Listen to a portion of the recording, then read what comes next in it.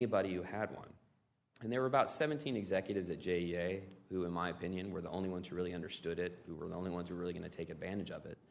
And at the prices we think JEA might have sold for, had it gone through, they could have heisted about $1 billion from the people and taxpayers and ratepayers, the people of Jacksonville. And at the time when I learned of this, I called it the biggest attempted fraud on the city. And I still believe that to be the case. In early December 2019, Councilman Ron Salem and I sent a letter to the then CEO of JEA, Aaron Zahn, and said, we want you to come before us and have a hearing, and we want you to bring your executives, and we want you to give us a bunch of documents ahead of time. They sent us some documents, woefully inadequate document production, but they sent us documents. And then in December 19th, 2019, we had what was kind of a famous hearing across the hall where Aaron Zahn, Ryan Wanamaker, and other executives from JEA testified before us. It wasn't under oath, but they essentially explained what the performance unit plan was in their opinion. And at that time, we concluded, at least I did, that this was legal theft. Now we know it was probably illegal theft based on the fraud that I think underlined it. At the end of that meeting, I asked our then Council President Scott Wilson to create an investigatory committee so we could get to the bottom of it. The purpose of that was to explain to the people of Jacksonville what happened with their public utility, because there were so many rumors, and there was so much fear, and there was so much disgust with city government that only the Jacksonville City Council could step up and try and show the people what happened to bring light to the situation so that people could have confidence in their government again. And Council President Wilson created a charge and created the Special Investigatory Committee. I asked him not to make me chair, just like I asked Council President Freeman not to make me chair of this extension, but he did make me chair, and we got going right away. I think it's important to recognize that the purpose of the SIC was to help people understand what happened with their city government and to operate fairly and to follow evidence where it goes, and to not be driven by political considerations, but simply by trying to do the right thing to show the people what's happening with their city government. And so we did exactly that. We put dozens of witnesses under oath. After a long, protracted fight with then JEA executives, we got millions of documents to evaluate. And then the committee sat there and said, wait a minute, there's all these things happening, and we're looking at all these documents. We're hearing about all these bidders, but we really don't know who the players are. We don't know who the people are that are involved in all this. And so we sent subpoenas, the first time in the history of consolidated Jacksonville that a city council issued subpoenas, and we did. We sent 17 out to all the different bidders. It said, tell us who your people are. Who is working on your bid team so we can understand this? And the bidders responded, and one bidder in particular, JEA Public Power Partners, responded and told us who they had on their team, and also said that they considered hiring Hussein Cumber, who everyone knows is Councilwoman Leanna Cumber's husband, but did not because of an actual or perceived conflict of interest. Several months later, this committee asked every single member of the city council to make disclosures. The reason we did that is that there was a fear amongst the media and the people of Jacksonville that there were secret meetings that had been had between members of council and executives at JEA. So we asked everyone to make these disclosures. And we also had a fear that people on this council might benefit personally if JEA was sold or leased or anything else. And so we asked for these disclosures to be made. And almost everybody on the city council responded in September of 2020. As I understand it, the only person, Councilman Bowman has made his disclosures yesterday, and so only Councilman Beckton is the only one left out now. Maybe he'll make his own if he decides to, but almost everybody responded in September of 2020.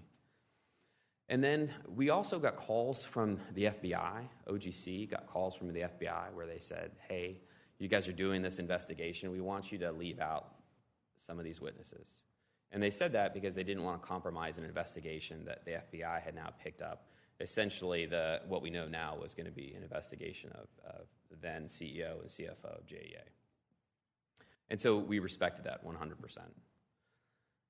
The committee finished its work in December of 2020 and issued a report.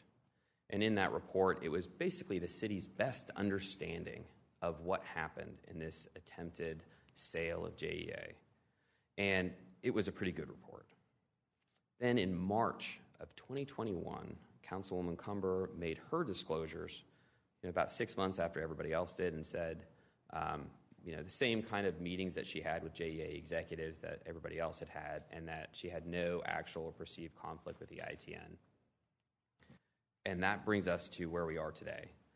Because as everyone knows, emails and texts have come to light, which I can't validate these things, but I've read them.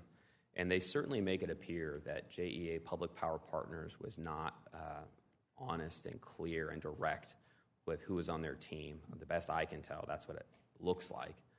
And it also makes it appear that Councilwoman Cumber was not honest in her disclosure. That's what it looks like, in my opinion, right now. My hope is that that's not true. My hope is that we go into this with an open mind and we can perhaps clear the air and very easily get to a place where this committee doesn't have to do any more work.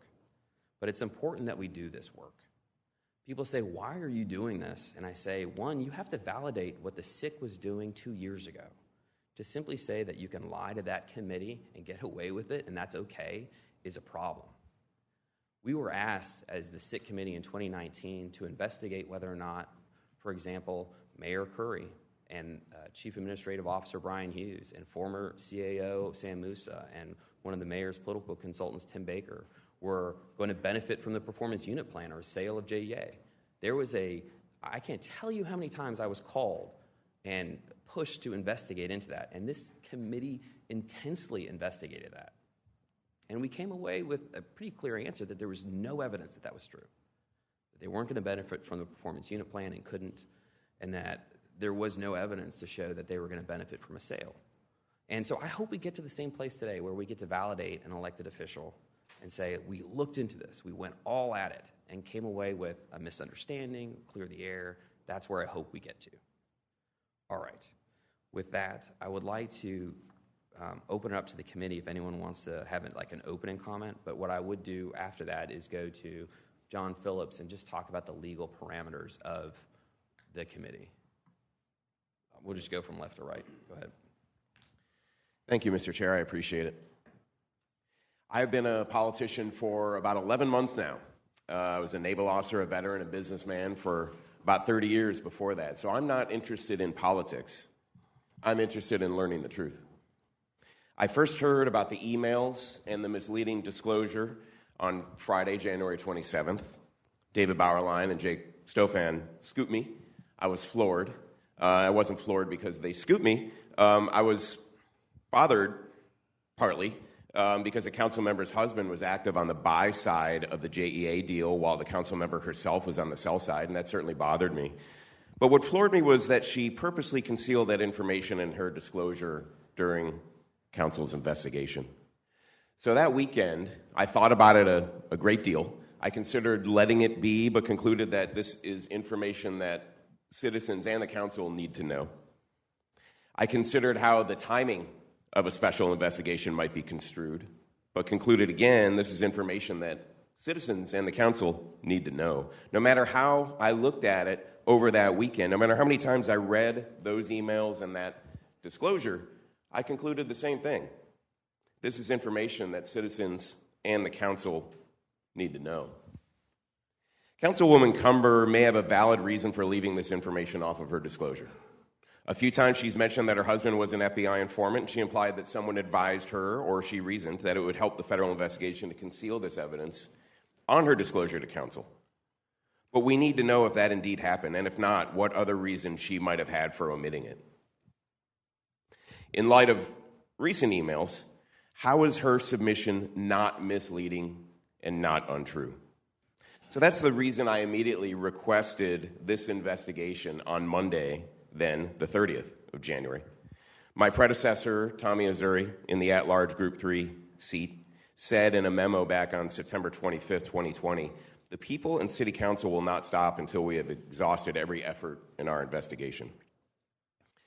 That's what we're doing here. So frankly, I hope that Councilwoman Cumber provides the information, satisfies this committee with the truth, and then we can stop. We can all go home. That's certainly the best outcome for Jacksonville, because this city and this council, they need to know. As the chair said a few minutes ago, truth matters. Thank you. Yes, through the chair.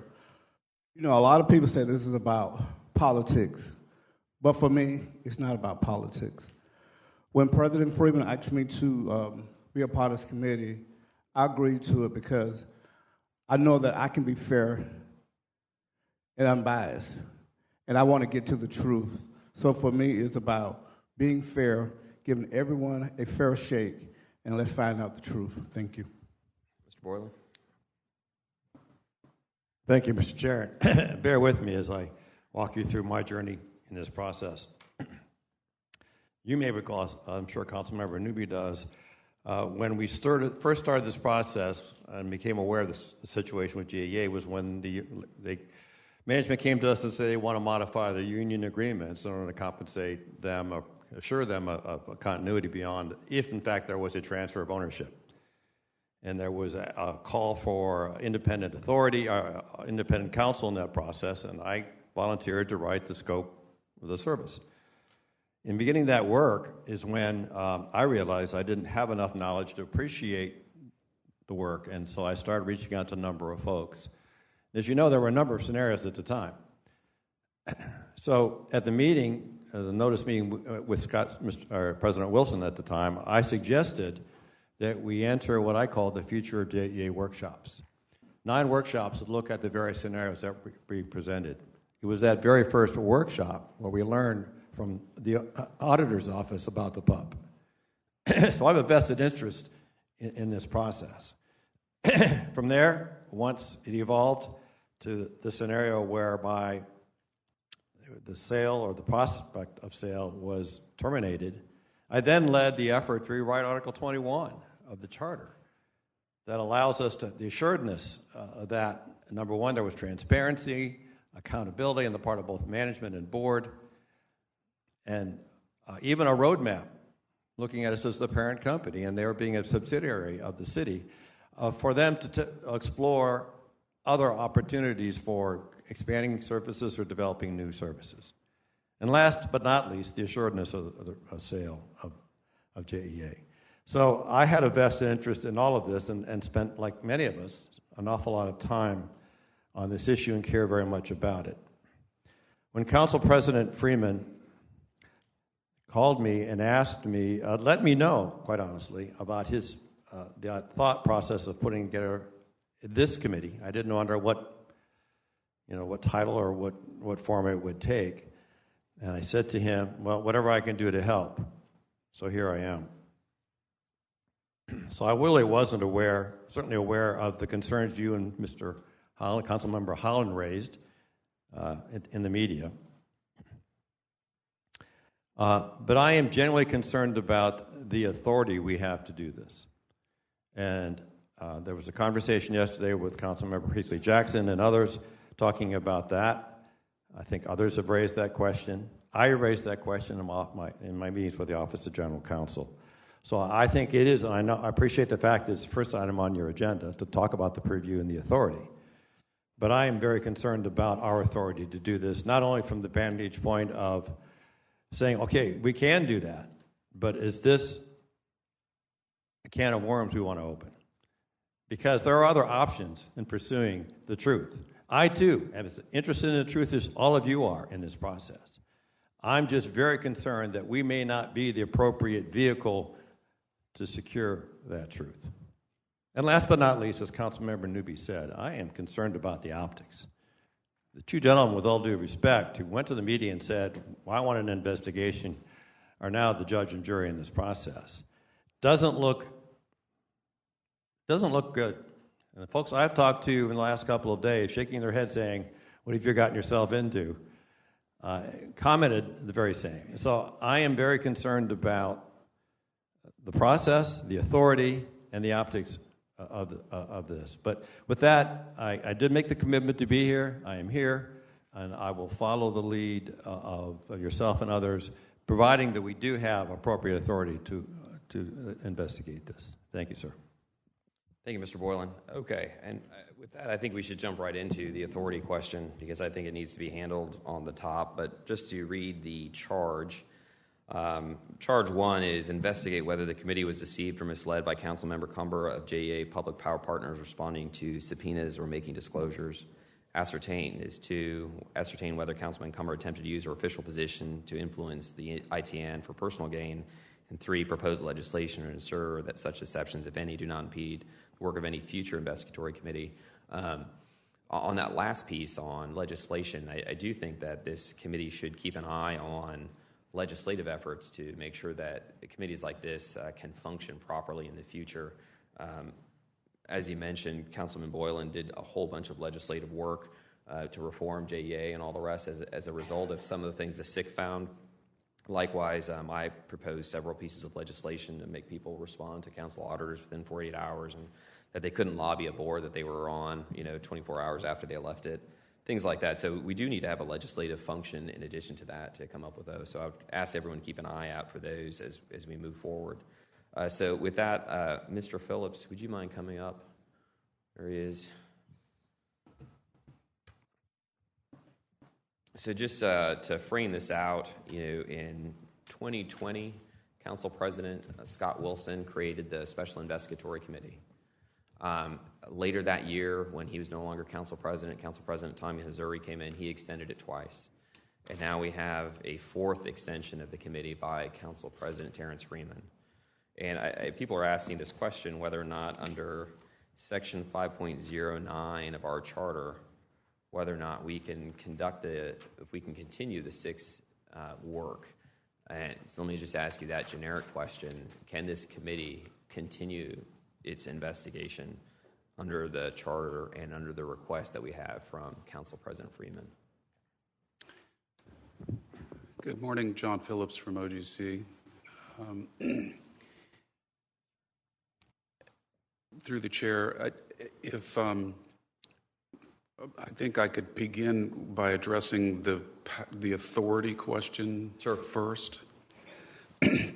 So, in researching this, the analysis has to begin with whether the legislative body of the city has the authority to investigate things, especially with the view towards the possibility that legislation could result down the road that might correct a perceived problem. And I understand that the contention's been made, and I did have an opportunity just before I arrived to take a look at the letter that Mr. Bean sent. I don't know quite when it was sent, but I got it this morning at 8:15. But in the letter, it does cite the actual applicable charter provision, which is 5.09, which says that the City Council has authority to make investigations into the affairs of the consolidated government and the conduct of any department, office, or agency of the consolidated government. And Mr. Bean's reading on that is that only departments, offices, or agencies can be investigated, but that analysis appears to ignore the affairs of consolidated government part of the charter. So ultimately, it's been the General Counsel's position throughout this process that there is fairly broad authority to investigate these kinds of things. When the SIC committee was constituted, we were of the opinion, and still are, that the SIC could invite any person to appear voluntarily and testify before it, or provide a sworn interview outside of a SIC meeting, or both. And I don't think there's a reasonable contention. Mr. Phillips, can you stick by the microphone? Sorry. I don't think that there's a reasonable contention that the SIC committee investigation was illegitimate. And therefore, since this is an extension of the SIC committee, logically, this too would be at least authorized legally, so long as the original charge confines the boundaries of the investigation. And part of the previous investigation was asking for disclosures, and therefore that would be a fair game to investigate today. Now, please don't misunderstand me. I'm not commenting on whether this investigation should occur. We're everybody here, including Councilman Cumber or Councilwoman Cumber, are clients, and we're not in a position to take sides. But we also have the duty to represent the consolidated city and the city council as a whole. And so, it's our conclusion that the city council has fairly broad authority to investigate matters that affect the city. And we're not finding anything in our research that suggests that this can't legally be done. Now, once again, that has nothing to do with whether it should be done. And I would note that the Council Rule 2.207, labeled investigations, it says each committee or subcommittee thereof is authorized to invite public officials and employees and private individuals to appear before it for the purpose of submitting information to it. Every committee is hereby authorized, when directed by the President or by the Council, to conduct investigations into the affairs of the consolidated government and conduct of any department, office, or agency of the government. Investigations need not be initiated or conducted in connection with the consideration of a bill, but may be made whenever good government requires. So, the bottom line is, good idea, bad idea, don't know, but legally authorized, yes. Okay. And then the natural, follow-up questions would be, do our council rules speak to what happens if someone on our council doesn't comply with a request or an investigation? Well, the council rules don't address that specifically. There are provisions in the ethics code that do require cooperation with investigations by city officials, assuming that the investigation is an official investigation, which I think would fairly characterize the SIC committee's investigation. Okay, and then I'm going to try and get our buffers on each side. Is this committee authorized to request the council secretary to issue a subpoena if approved by the Rules Committee in this matter? I think the answer to that is yes, with some caveats. The past practice and the position of our office has been that for these sorts of things, that the first step should always be to ask rather than compel. And that would be particularly important here, where we're talking about the possibility of a subpoena going to another one of our clients. And I don't know at this point what the general counsel's position on it is. I think that I'm reasonably confident in saying that if this were to get into a seriously adversary situation, that our recommendation would be for the committee to get outside counsel to do that sort of work. And I would go so far as to say that in my personal view, and I'm kind of going out on a limb here, but in my personal view, I don't think that the office, let me put it another way, the office may not want to even draft subpoenas under the circumstances of this particular investigation. Now, I don't know the answer to that, but just to be clear, they wouldn't want to draft because of the conflict, not because they otherwise would have the authority. Yeah, it isn't an authority question. It's a question. You're always. It's not a good situation to have clients fighting with each other. Sure. So it's a conflict. Yes. Okay. I'm going to open it up to the committee to ask questions, because I know I think Councilman Boylan has some questions for you. Thank you, Mr. Chair. I do have a couple of questions. A couple points just to get for clarification. You said that the charge of this committee is to, traditionally charge of the council committees is to investigate matters. That doesn't mean investigate individuals, I suspect. Is that fair? It's fair to say that it's questionable whether you have the authority to investigate individuals in a standalone capacity. But in this particular situation, I think the office's position is that what's being investigated is a matter that's related to the affairs of consolidated government, and therefore there's no legal prohibition on doing it, which once again is a completely separate question from whether this is a good idea or not. Right. And secondly, in terms of the end game of any committee is to explore and develop legislation that better streamlines or helps us avoid any kind of missteps in the process.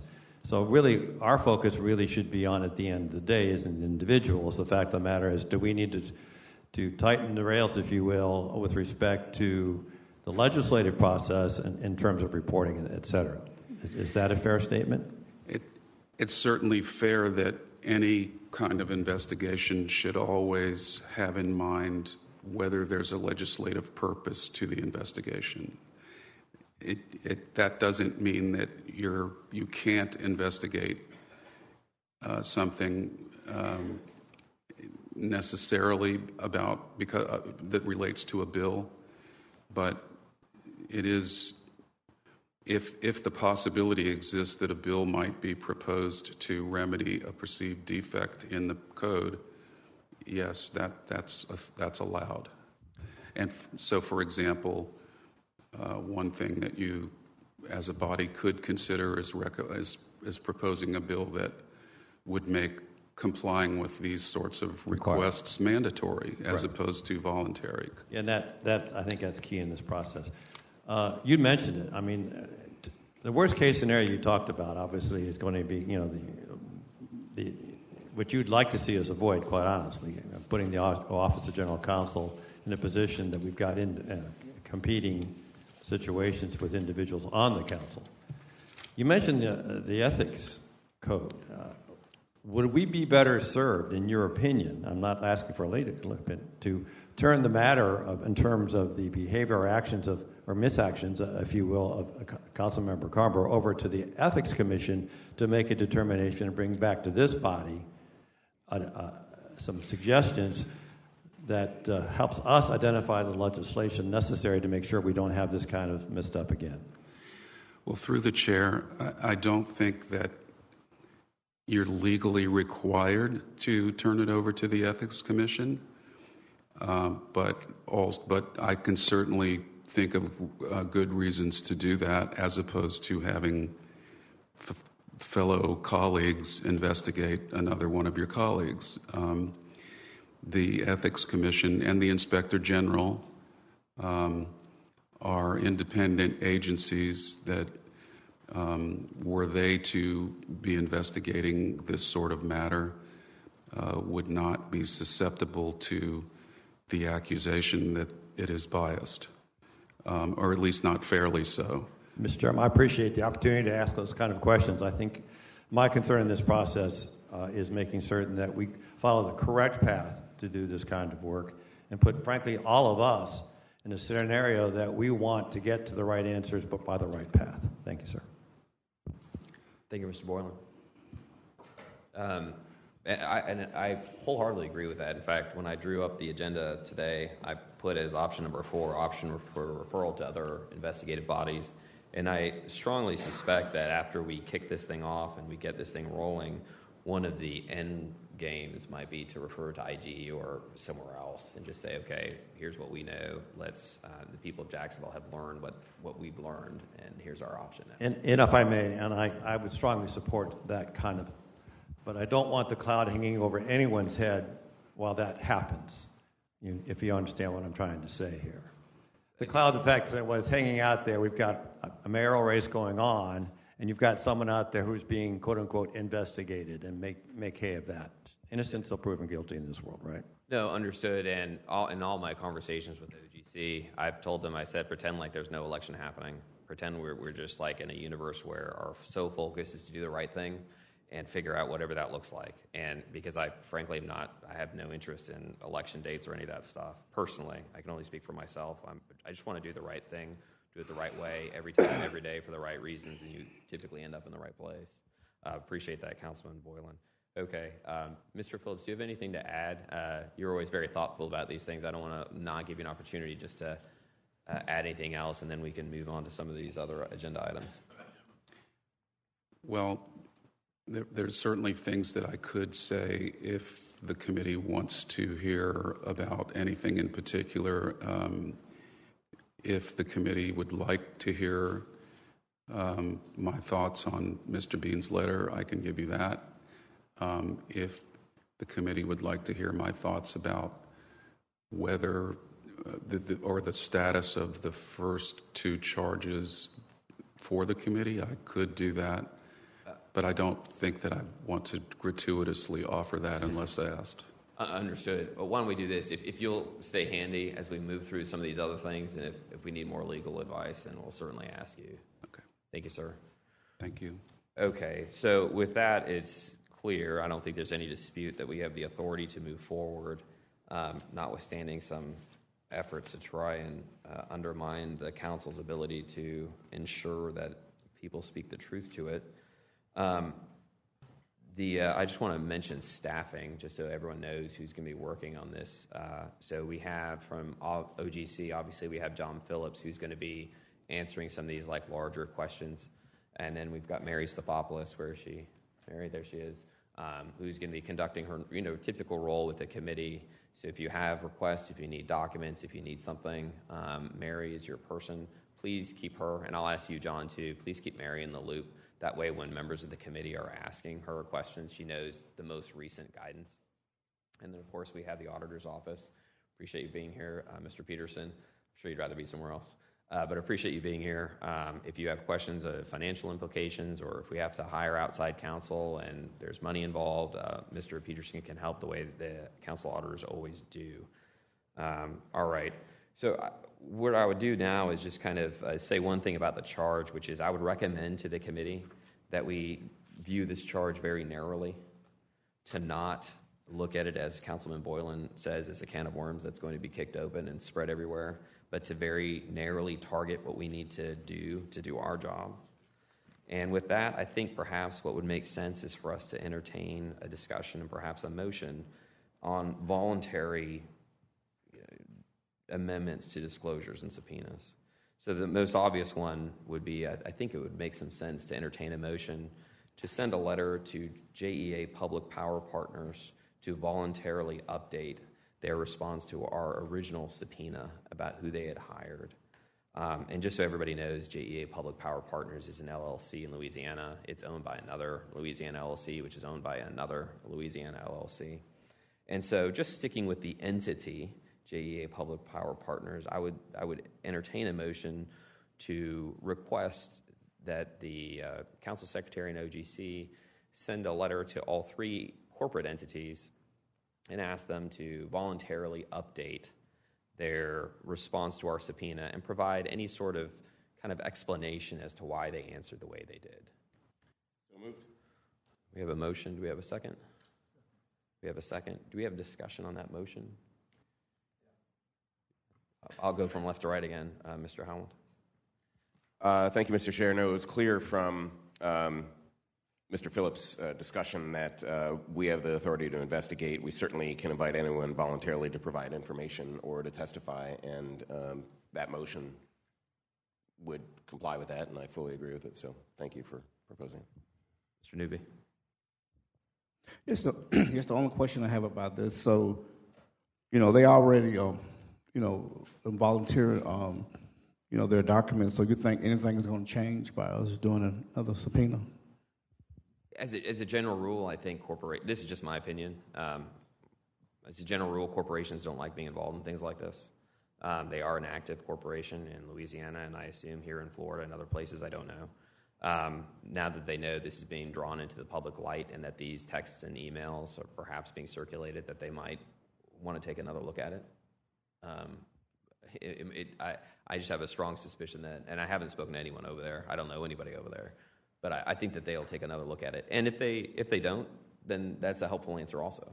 Okay, because just like to Councilman Boylan's point, and also my point, I don't want, because the media is looking like this is a witch hunt. I want to make sure that, because it's not a witch hunt, because I know it's not, but I just, sometimes perception is greater than reality. So open this up, I'm sure people are going to think, well, we're just trying to,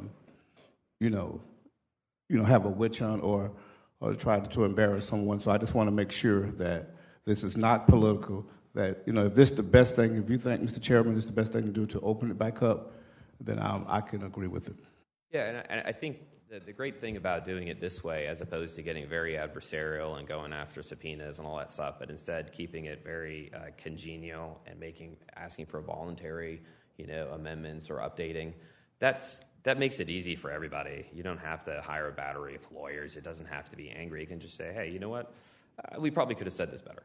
And here's a better example, and here's maybe a little bit better narrative as to why we said this the way we did. Mr. Boylan?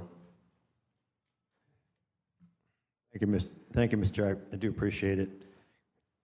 As I look at all four of these evidence-gathering devices, I think in principle I could support them, but only in the condition that we provide these as recommendations to a different body, either the Inspector General's office or the Ethics Commission's office, to use these as tools in their investigation. So I would prefer, if Mr. Chair, if you would, for us to perhaps take a look initially before we're approving or disapproving any of these items, that we have the conversation with respect to re-referring this investigative work to one of those two entities. Sure. I mean, I understand what you're asking. So we've got a motion and a second on the table right now, simply for a voluntary response. Whether or not those documents came to us or they're going to come to the city and be available to the ethics department. They're going to be available to IG. I might suggest that we just go ahead and ask for these voluntarily to be sent out. You could do it individually as a city councilman. Anybody can do these things. I just think that it makes some sense to get the ball rolling, to get the documents. Mr. Boylan. Thank you. I certainly don't have a problem with A, B, and C in that process. Sure. To say, okay, let's put it in a situation where we are asking them to voluntarily provide information that we requested them specific. The first one obviously is very specific, and that the second one can be specific. In terms of interrogatories, I think that needs to be, we need to put those in forms of writing that we give to them in advance to respond to. Yeah, I think we're probably on exactly the same page. I'm not personally right now very excited about the notion of sending subpoenas to anybody. And in an ideal world, we never have to do that. I didn't like it the first time. I didn't want to do it the first time. Unfortunately, JEA, with their leadership at the time, were extremely difficult to deal with. They fought us every step of the way. And then we didn't know anything about these bidders. And so subpoena was the natural way to go. And I frankly didn't vote to enforce subpoenas down the road. I don't love us being in that role. So I'm with you on that.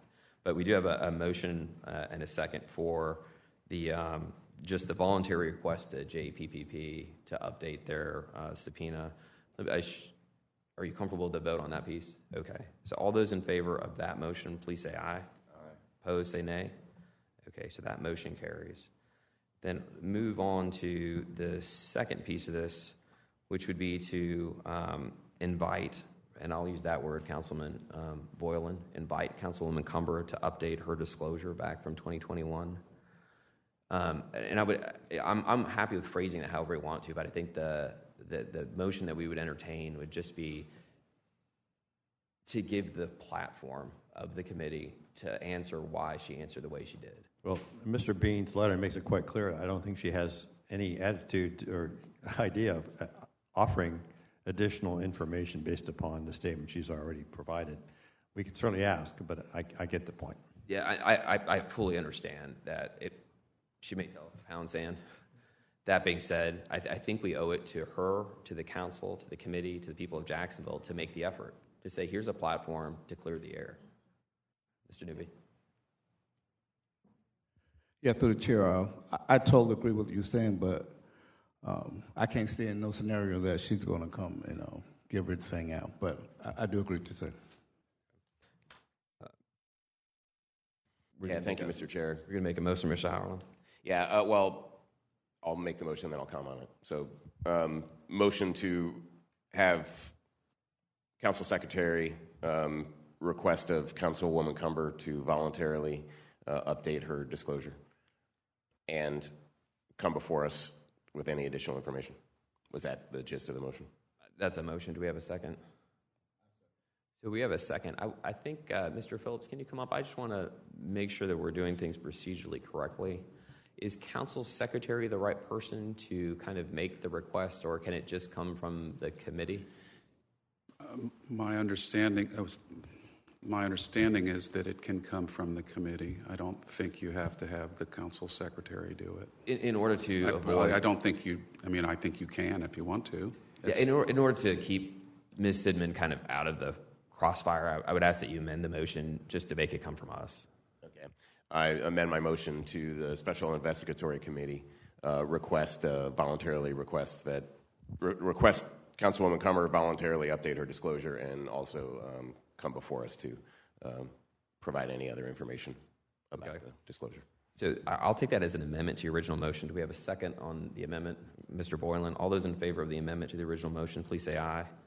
The motion carries. Okay, so we have an amended motion. All those in favor, please say aye. Aye. All opposed, say nay. That motion carries. We could have, and I'm not pushing this. I'm just going to ask the interest of the committee as to whether or not we want to invite Councilwoman Cumber to provide documents at this time. We can ask that request. I think that we're going to get the same answer, or perhaps we should just wait to see how round one goes on. Is that? I'm getting nods. We've asked to update her disclosure. Please do it on the. Thank you, Mr. Chair. So we just passed the motion to update her disclosure and come before us with any information. That's probably good for now. Okay, that's fine. I just want to go through this kind of methodically.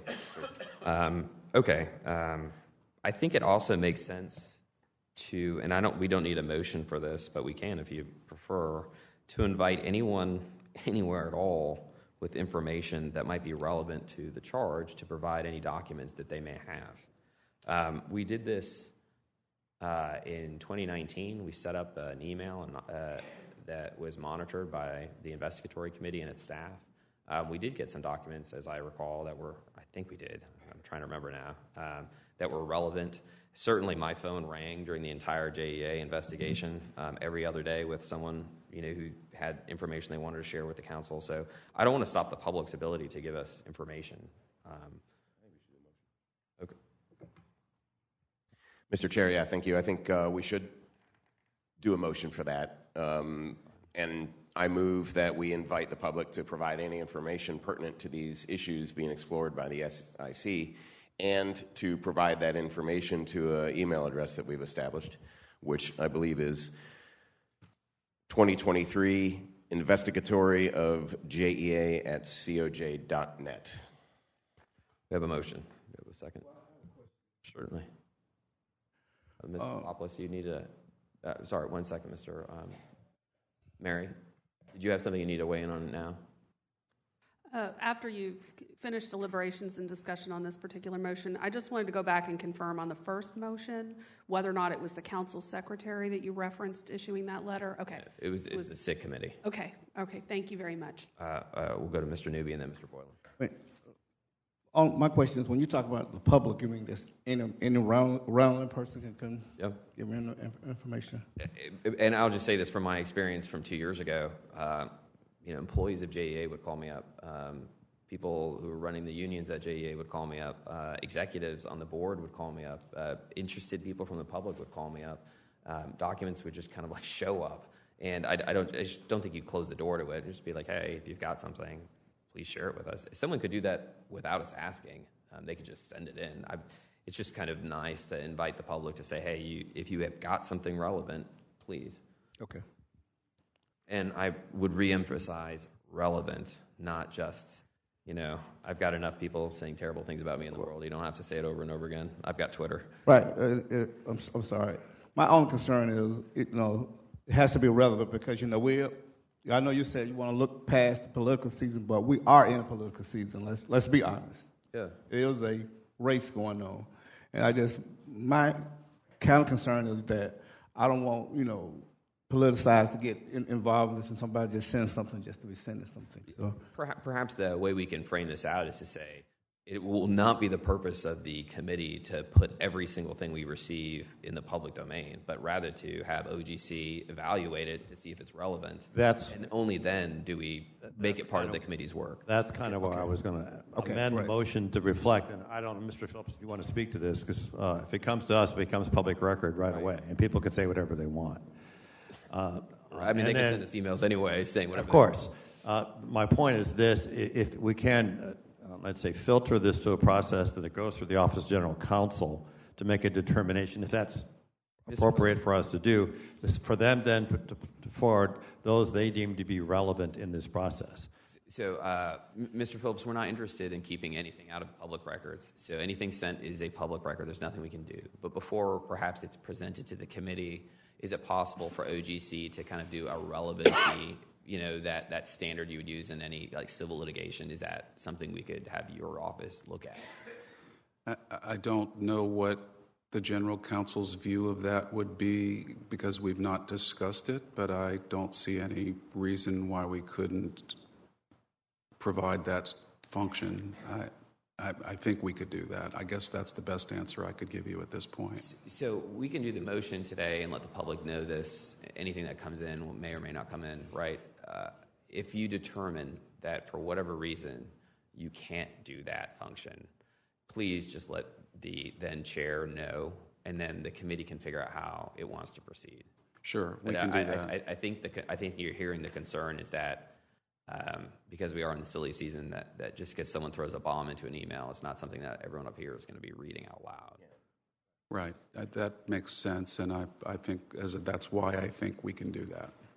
Okay. So if we could amend the motion to include the fact that the process is filtered through the Office of General Counsel before coming to us. I'll take that as an amendment to the motion. Do we have a second? A second for Mr. Newby. All those in favor of that motion, please say aye. All those opposed, the motion carries. Hold on one second.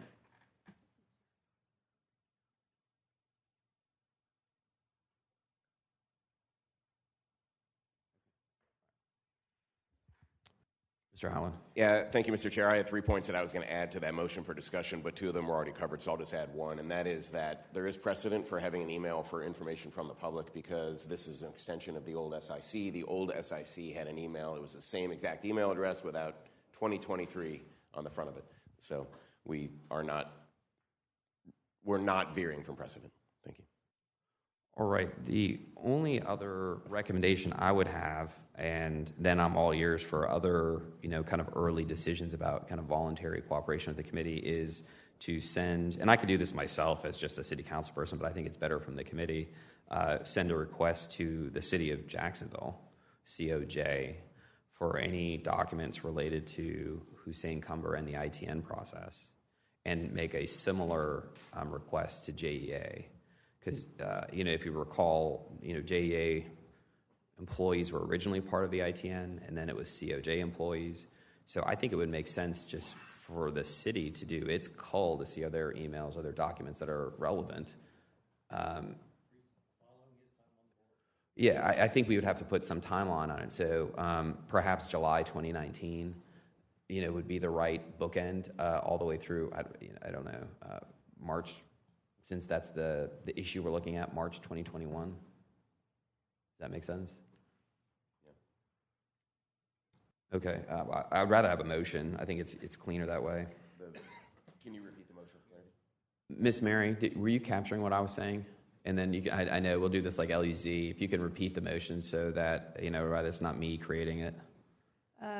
To the chair, I believe that what you discussed and the purpose of the motion would be to ask JEA to also voluntarily provide any additional information or documentation going back to July of 2019 relative to the subject matter of this investigation. And the city of Jacksonville. In the city of Jacksonville, thank you. The two separate requests.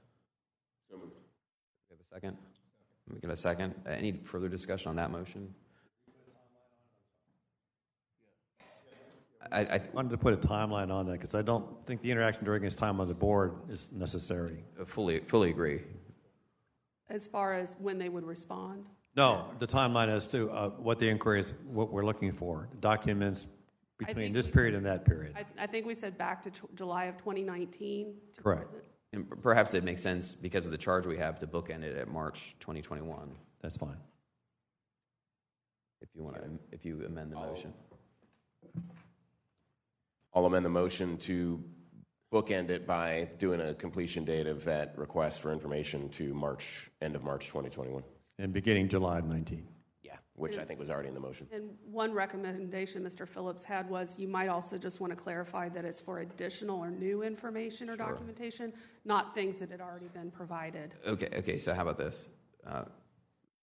Mr. Howland, will you withdraw your original motion? Yeah, I move to withdraw my motion. Mr. Newby, as a second, will you withdraw your second too? Okay. Will you, Ms. Mary, will you read the new motion? We'll have Mr. Howland agree to it or not agree to it. Yes, that JEA and the city of Jacksonville provide any new or additional documentation relevant to the investigation from beginning July 2019 through March of 2021. Did we say? Yep, 21. So moved. Do we have a second? We've got a motion, a second. Any further discussion on that point? All those in favor, please say aye. Aye. Opposed, say nay. The motion carries. Okay, I did not have any other kind of like request for voluntary cooperation with the committee for this. You know, it's really supposed to be an organizational meeting. Did anybody else on the committee have anything? So I would just like to, Mr. Boylan brought it up, and I think it makes sense to just discuss this, is where does this end? Where do we go from here? I think the people of Jacksonville want to know that it's not just this committee that's going wild, that it's got a purpose and it's going to have an end. And so I know one option for us is to continue our work and then refer to state ethics or the Office of Ethics. So I think we ought to keep an eye out for that. Another option is the IG's office. Is there any other entity that you all were thinking about where we might consider kind of packaging this up and moving it on? Certainly, Mr. Howland. Pardon, Mr. Boylan. Thank you, Mr. Chair. I do appreciate the opportunity to, as I said, put it, I believe, on a correct path in this process. I think,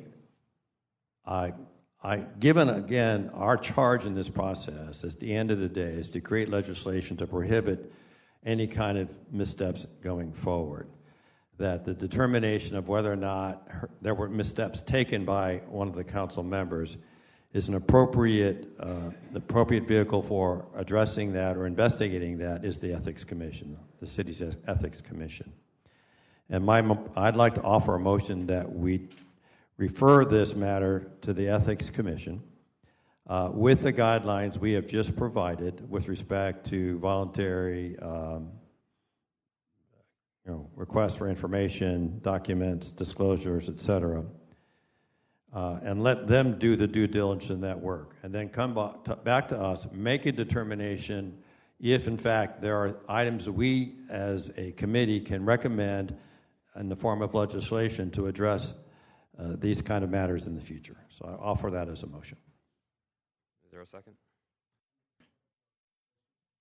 Okay. Mr. Howland. I think that's a very probable, through the chair, thank you. I think that's a very probable end game or even a decision we make coming up. I'm not prepared or ready to make that decision now, particularly because we just passed 3 motions where the SIC is going to voluntarily request information. I think when we get that back, considering what we get back, I think then we consider turning it over to ethics. Also, second point is we don't necessarily have to turn over all 3 charges. We could turn over charge 1 and 2, retain charge 3 under the guise of this committee, just to prepare legislation among the 4 of us for recommendation to council. So it doesn't have to be all 3. We could do 2 to ethics, and I think that's a very likely result. Thank you. Mr. Newby.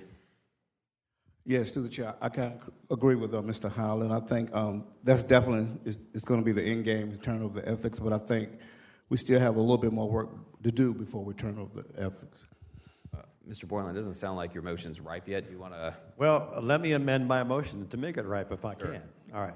So my motion is, in the event we make a determination in a subsequent meeting that is appropriate to take the information we've received up to this point in time, to turn it over to the Ethics Committee to make a determination of the appropriateness of legislative action to be taken thereafter.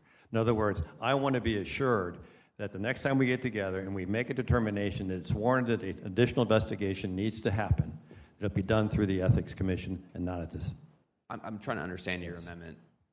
My amendment is fairly simple. It just says, if we come back and we see these statements from Councilmember Cumber and other interrogatories come forward, and we say, you know what, this requires further investigation, at that point in time, we agree to turn it over to the Ethics Commission to conduct that investigation.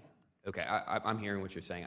My personal view on that amendment to your motion is that it's premature, that you could have that vote in 2 weeks or a month and decide, hey, looking at this, now's the time to send it to ethics, or say, you know what, we want to ask 2 or 3 more questions, and then, and I also am not sure that I would want to just limit it to ethics. There may be somewhere else that's more appropriate. I appreciate the comment, but I would like to, the motion stands, and I'm looking for a second on, only from the vantage point, I want to provide some assuredness to the path that this is going to take following today's meeting. I don't want the uncertainty to be out there that we don't know where this is going to go, and I want to know where this is going to go.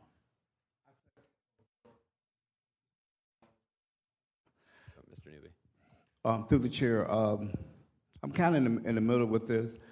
I definitely want an end to this, and I think ethics should be the end, but I'm not quite ready to say in the next meeting that we're going to turn over ethics. I think we need to, to look at this and then eventually say, I don't want to box ourselves in. I mean, at the end of the day, it should go to ethics. I totally agree with that. But I don't want to box ourselves in on the next meeting. So because of that, I can't support this amendment.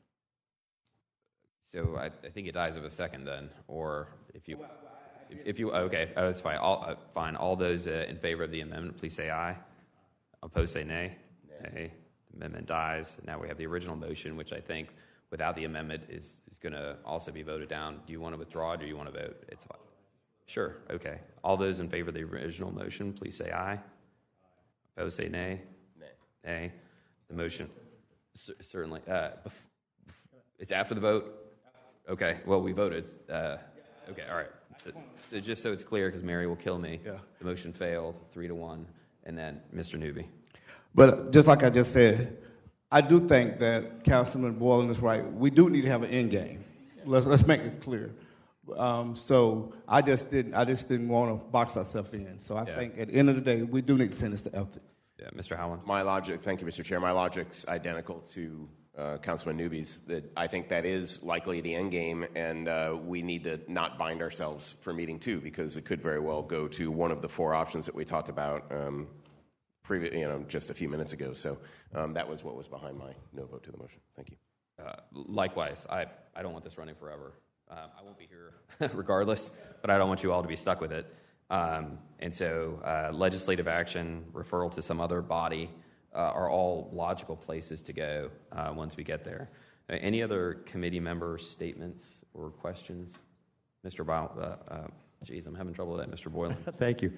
Mr. Chair, I do appreciate this, and I think it's appropriate, hopefully appropriate for me to share that, I don't, as to your point, I don't have a dog in the hunt in this process with respect to the mayor's office. And although I've heard secondhand, I've been kind of lumped into that. And I think I reflected it in my actions and comments today. I do care about this matter. It's important to me that we address it. But I want to make sure that we do it in the proper way. And so my motivation to do this is singular to that. Thank you. Mary? To the chair and the committee, we have several motions that have been moved and approved relative to obtaining additional documentation and information from a number of parties. One of the things that the committee might want to discuss is the timeline by which you would expect those responses to be provided. Sure, and perhaps we can do a global motion to kind of land that question. And what I might recommend is we look at our calendars to figure out when you all want to meet again. Of course, it won't be with me, but how does everyone feel about meeting again here in 2 weeks on the 22nd? What's that? That's committee week. Oh, thank you. How about the 23rd is not a committee? Right.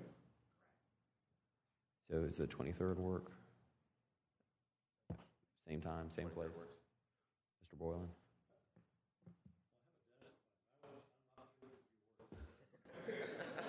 This is definitely worse than the dentist. All right. So I would entertain a motion that we put a timeline on all of these document requests for February 22nd, which is the day before that meeting. Sure. Ms. Mary? Okay, and we'll do that at 8:30 a.m. Ms. Mary or Mr. Phillips, depending on whom, so if these documents are coming in, how much time do you all need to review them such that you could give the committee advice on those? Obviously, the day before doesn't work. I don't know how many documents are going to come in. Well, to the chair, it's difficult to say not knowing how many documents they're going to be, but I suspect it's not going to be a lot. So I think if we get 72 hours, it would probably be enough. So if we put this at the 21st, that gives you, how about I close the business on the 20th? That's fine. Okay, so I would entertain a motion that all these document requests have a time date of please return by February 20th by close of business. So moved. Do you have a second? All those in favor of the motion, please say aye. Opposed, say nay. The motion carries. And then Mr. Boylan had that procedural question. Mr. Phillips, I'm sorry. I tried to grab it before you sat down. In a brief conversation I had with Mr. Teal yesterday, given the body of this committee is going to be 3 thereafter with the absence of the chair, is a majority vote sufficient to take action in this committee, or would it need to be a 3-0 vote since the full body of the committee is 4? Through the chair, I am not 100% certain of this answer, but I believe that it would require a majority vote, and so you would need 3, I think. Could we make sure that we get that in writing? I want to affirm that we as a body have a chance to agree or disagree on items and not require a unanimous vote to move anything forward. I will certainly take that up with Mr. Teal right after this meeting. Thank you. Just for the record, my recollection is it's a majority of members present. But look, I'll let... That's what's contrary to what he told me yesterday. That's why I want to get clarification. Well, clarification. we'll get an answer from OGC for you for sure. Okay. Any other committee comments or questions? I will entertain public comment. We don't have any cards, but since we've got 9 minutes. All right, seeing none, this committee is closed.